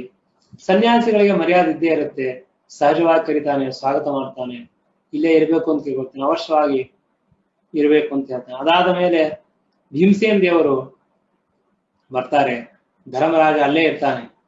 ಆ ಭೀಮಸೇನ್ ದೇವರು ಬಂದು ಹೇಳ್ತಾರೆ, ಇಲ್ಲ ನಾನು ಚೆನ್ನಾಗಿ ಅಡಿಗೆ ಮಾಡ್ತೀನಿ, ನಾನು ಸೇರಿಸ್ಕೋಬೇಕು ಅಂತ ಹೇಳಿದಾಗ ಧರ್ಮರಾಜನ ಪರವಾಗಿ ಮಾತಾಡ್ತಾನೆ, ಇನ್ನೊಂದು ಚೆನ್ನಾಗಿದ್ದಾನೆ, ಇಟ್ಕೊಳ್ರಿ, ಪರವಾಗಿಲ್ಲ ಅಂತ ಹೇಳ್ತಾನೆ. ಆಗ ಅವನು ಇಟ್ಕೊಳ್ತಾನೆ. ಹೀಗೆ ಆಮೇಲೆ ಅರ್ಜುನ ಬರ್ತಾನೆ, ಅವನು ತಾನು ಒಳ್ಳೆಯ ನಾಟ್ಯವನ್ನೆಲ್ಲ ಕಲಿಸ್ತೀನಿ, ಹಾಡು ಕಲಿಸ್ತೀನಿ ಅಂತ ಅವನು ಬರ್ತಾನೆ. ಒಬ್ರೊಬ್ರು ನಕುಲ ಸಹದೇವ, ಒಬ್ರು ಆಕಳನ್ನ ನೋಡ್ಕೋದು, ಇನ್ನೊಬ್ಬನು ಯಾವ್ದು ಕುದುರೆ ಮೊದಲಾದ ಚೆನ್ನಾಗಿ ನೋಡ್ಕೊಳ್ತೀನಿ ಅಂತ ಅವನು ಹೇಳ್ತಾನೆ. ಅಂತೂ ಎಲ್ಲರೂ ಅಲ್ಲಿ ಬಂದು ಸೇರ್ತಾರೆ. ಬಂದು ಸೇರಿ ಆ ವಿರಾಟ್ ರಾಜನ ಮನೆಯಲ್ಲಿ ಇರ್ತಾರೆ. ಇದ್ದು ತಮ್ಮ ಕೆಲಸ ಮಾಡ್ಬೇಕಲ್ಲ. ಧರ್ಮರಾಜ ತಾನು ಸನ್ಯಾಸಿ, ಅವಾಗವಾಗ ಏನಾದ್ರು ಹೇಳ್ತಿರ್ತಾನೆ, ಕೇಳ್ತಾನೆ. ಅವನಿಗೆ ಸಭಾದಲ್ಲಿ ಯೋಗ್ಯವಾದ ಮರ್ಯಾದೆ ಇರುತ್ತೆ, ತನ್ನ ಕೆಲಸವನ್ನು ಮಾಡ್ತಾನೆ. ಅವನು ಉಳಿದವರೆಲ್ಲರೂ ಕೂಡ ಭೀಮಸೇನರು ಅಡಿಗೆ ಮಾಡಬೇಕು, ಅರ್ಜುನ ತಾನು ಪಾಠವನ್ನು ಹೇಳ್ಕೊಡ್ಬೇಕು, ನೃತ್ಯವೋ ನಾಟ್ಯವೋ ಹಾಡೋ, ಆಮೇಲೆ ಬೇರೆ ಬೇರೆ ಕೆಲಸಗಳನ್ನು ಮಾಡಬೇಕು. ನಕುಲ ಸಹದೇವರಂತೂ ಆಕಳುಗಳನ್ನು ಕುದುರೆಗಳನ್ನ ನೋಡ್ಕೊಳ್ಳೋದು ಅವ್ರ ಕೆಲಸ. ದ್ರೌಪದಿ ದೇವಿ ಅವಳು ತಾನು ಬಂದು ಆ ರಾಜನಿಗೆ, ರಾಜಪತ್ನಿಯರಿಗೆ, ಮಗಳಿಗೆ, ಅವರಿಗೆ ಬೇಕಾಗಿರ್ತಕ್ಕಂತಹ ಎಲ್ಲ ಸೇವೆಯನ್ನ ಅನುಕೂಲವನ್ನು ಮಾಡಿಕೊಡ್ಬೇಕು. ಇದೆಲ್ಲ ನಿಜವಾಗಿ ಪಾಂಡವರು ಇಷ್ಟೆಲ್ಲ ಮಾಡಿದ್ರ? ಮಾಡಬೇಕಾಗಿತ್ತ? ಅದಕ್ಕೆ ಶ್ರೀಮದಾಚಾರ್ಯರು ತುಂಬಾ ಚೆನ್ನಾಗಿ ಹೇಳ್ತಾರೆ, ಸರ್ವೇ ವಿರಾಟಂ ಯಯುರತ್ರ ದೇವವತ್ ಸಂಭಾವಿತಾಃ ತೇನ ಶುಭೋರು ಲಕ್ಷಣಾಃ. ಚೆನ್ನಾಗಿ ಹೇಳ್ತಾರೆ, ಮಹಾಭಾಸುರಿ ಮಾತು ಬರ್ತದೆ. ಆ ಧರ್ಮರಾಜನನ್ನ ಸನ್ಯಾಸಿ ವೇಷದಲ್ಲಿರ್ತಕ್ಕಂತಹ ಧರ್ಮರಾಜ ಅಥವಾ ಅಡಿಗೆ ವೇಷದಲ್ಲಿರ್ತಕ್ಕಂತಹ, ಅಡಿಗೆ ಮಾಡೋ ವೇಷದಲ್ಲಿರ್ತಕ್ಕಂತಹ ಭೀಮಸೇನ ನೋಡಿದ್ರೇನೆ ಅವನಿಗೆ ಏನೋ ವಿಚಿತ್ರವಾದ ಆನಂದವಾಗುತ್ತೆ. ವಿರಾಟ್ ರಾಜನಿಗೆ ಅವನಂತ ನಿಮ್ಮಂತವ್ರು ಬೇಕು ನಮ್ಮ ಹತ್ರ. ಅದಕ್ಕೆ ಹೇಳ್ತಾರೆ, ಶುಭೋರು ಲಕ್ಷಣಾಃ. ಅವರ ಉತ್ತಮವಾದ ಲಕ್ಷಣ ನೋಡೇನೆ ರಾಜಗಳ ಬರ್ಲಿ ಬರ್ಲಿ ಬರ್ಲಿ ಅಂತ ಎಲ್ಲರನ್ನು ಕರೆಸಿದ, ಅವ್ರಿಗೆ ಯೋಗ್ಯವಾದ ಮರ್ಯಾದೆಯನ್ನು ಮಾಡ್ತಿದ್ದ. ಎಲ್ಲರ ಜೊತೆಗೆ ಹೇಗೆ ವ್ಯವಹಾರ ಮಾಡ್ತಿದ್ನೋ ಹಾಗೆ ವ್ಯವಹಾರ ಅಲ್ಲ. ಅಡಿಗೆಯವರು 100 ಜನ ಇರ್ತಾರೆ ರಾಜರ ಹತ್ರ, ಆದರೆ ಎಲ್ಲರಂತೆ ಇವರಲ್ಲಿ ವ್ಯವಹಾರ ಮಾಡ್ತಾ ಇರ್ಲಿಲ್ಲ ಅಂತ ಹೇಳ್ತಾರೆ. ಹಾಗೆ ಇವರೆಲ್ಲ ಸೇವಾ ಹೇಗೆ ಮಾಡಿದ್ರು, ಯಾರು ಮಾಡಿದ್ರು? ಯುಧಿಷ್ಠಿರ ಸೇವ ಶುಶ್ರೂಷಣಂತೆ ಚಕ್ರುಹು ಹೃದಾ ವಾಸುದೇವಸ್ಯ ಚಾನ್ಯತ ನಾಣ್ಯತ. ಶ್ರೀಮದಾಚಾರ್ಯ ಅಂತಾರೆ, ಇವರೆಲ್ಲ 4 ಜನ ದ್ರೌಪದಿ ಎಲ್ಲರೂ ಯಾರು ಸೇವೆ ಮಾಡಿದ್ರು? ಯುಧಿಷ್ಠಿರ ಅಣ್ಣ, ಅವನು ಸೇವೆ ಮಾಡಿದ್ರು. ಇದು ಮೇಲ್ನೋಟಕ್ಕೆ. ವಾಸ್ತವಿಕವಾಗಿ ಹೃದಾ ವಾಸುದೇವಸ್ಯ, ಮನಸ್ಸಿನಿಂದ ಆ ಧರ್ಮರಾಜನ ಸೇವನೆ ಮಾಡಬೇಕಾದ್ರೆ ದೊಡ್ಡವ ತಾನೆ ವಾಯುದೇವ, ಭೀಮಸೇನ ದೇವರು, ಅರ್ಜುನ ಎಲ್ಲಾರು. ಆದ್ದರಿಂದ ಇವರೆಲ್ಲರೂ ಕೂಡ ಅವರ ಅಂತರ್ಯಾಮಿಯಾದ ಯಾವ ಭಗವಂತನಿದ್ದಾನ, ವಿರಾಟ್ ರಾಜ ಇರಬಹುದು ಅಥವಾ ಯುಧಿಷ್ಠಿರ ಇರಬಹುದು, ಇನ್ನು ಬೇರೆ ಅವನ ಸಂಬಂಧಿಕರಿರಬಹುದು, ಯಾವುದೇ ಕೆಲಸವನ್ನು ಮಾಡುವಾಗ ತಾವು ಯಾಕೆ ಮಾಡ್ತಾರೆ ಅಂತಂದ್ರೆ, ಒಂದ ಯುಧಿಷ್ಠಿರ ಅಣ್ಣನಾಗಿದ್ದಾನೆ, ಆ ಅಣ್ಣ ಅವನ ತಂದೆಗೆ ಸಮಾನವಾಗಿದ್ದಾನೆ, ಅವರ ಸೇವೆ ಮಾಡೋದು ಧರ್ಮ ವಿಹಿತ, ಆದ್ದರಿಂದಾಗಿ ಅವರ ಸೇವೆ ಮಾಡ್ತಾರೆ. ಜೊತೆಗೆ ಅವರ ಅಂತರ್ಯಾಮಿಯಾಗಿರ್ತಕ್ಕಂತಹ ಭಗವಂತನ ಸೇವೆಯನ್ನು ಮಾಡ್ತಾ ಇದ್ರು. ಹೀಗಾಗಿ ಎಲ್ಲಿ ಹೋದರೂ ಪಾಂಡವರಿಗೆ ಏನು ತೊಂದರೆ ಇಲ್ಲ. ಅತ್ಯಂತ ಸಂತೋಷದಿಂದ ಸಮಾಧಾನದಿಂದ ಅವರು ವಿರಾಟ ಪರ್ವದಲ್ಲಿ ವಿರಾಟ ನಗರದಲ್ಲಿ ತಾವು ಪ್ರವೇಶ ಮಾಡಿ ತಮ್ಮ ತಮ್ಮ ಕಾರ್ಯಗಳನ್ನ ಮಾಡಲಿಕ್ಕೆ ಎಲ್ಲರೂ ಸಿದ್ಧರಾಗಿದ್ದಾರೆ, ಕಾರ್ಯ ಮಾಡ್ತಾ ಇದ್ರು. ಅದು ಹೇಗೆ ಅಂದ್ರೆ ಮಾಡುವ ಕಾರ್ಯಗಳೆಲ್ಲ ಭಗವಂತನ ಸೇವೆ, ಪರಮಾತ್ಮನ ಸೇವೆ, ಅಂತರ್ಯಾಮಿಯಾಗಿರ್ತಕ್ಕಂತಹ ಭಗವಂತನ ಸೇವೆ ಎಂಬಂತಹ ಅನುಸಂಧಾನದಿಂದ ಅವರು ಅಲ್ಲಿ ವಾಸವಾಗಿದ್ದಾರೆ. ಹೀಗೆ ಪಾಂಡವರು ಪರಮಾತ್ಮನ ದಯೆಯಿಂದ, ಪರಮಾತ್ಮ ಅನುಗ್ರಹದಿಂದ ತಮ್ಮ ಜೀವನದಲ್ಲಿ ಬಂದಿರುವ ಎಲ್ಲ ಕಷ್ಟಗಳನ್ನು ಪರಿಹಾರ ಮಾಡಿಕೊಂಡಿದ್ದಾರೆ. ಆ ಎಲ್ಲ ಕಷ್ಟಗಳನ್ನು ಪರಿಹಾರ ಮಾಡಿಕೊಂಡು ಅತ್ಯಂತ ಸುಖವಾಗಿ ವಿರಾಟ ನಗರದಲ್ಲಿ ವಾಸ ಮಾಡಿದ್ದಾರೆ. ನಮಗೆ ನಮ್ಮ ಜೀವನದಲ್ಲಿ ಕಷ್ಟ ಬಂದೇ ಬರುತ್ತೆ, ಯಾರಿಗೆ ಕಷ್ಟ ಇಲ್ಲ? ನಾನು ಯಾವಾಗಲೂ ಹೇಳ್ತಾ ಇರ್ತೇನೆ, ಕಷ್ಟ ಬರೋ ದೊಡ್ಡದಲ್ಲ, ಕಷ್ಟ ಬಂದೇ ಬರಬೇಕು, ಬಂದೇ ಬರ್ತೇವೆ, ನಾವು ಬೇಡ ಅಂದ್ರೂ ಬರ್ತೇವೆ. ಆದ್ರೆ ಬಂದಿರುವಂತಹ ಕಷ್ಟಗಳ ಪರಿಹಾರವನ್ನು ನಾವು ಹೇಗೆ ಮಾಡ್ಕೊಳ್ತೀವಿ ಅಂತ ಬಹಳ ಮಹತ್ವದ್ದು.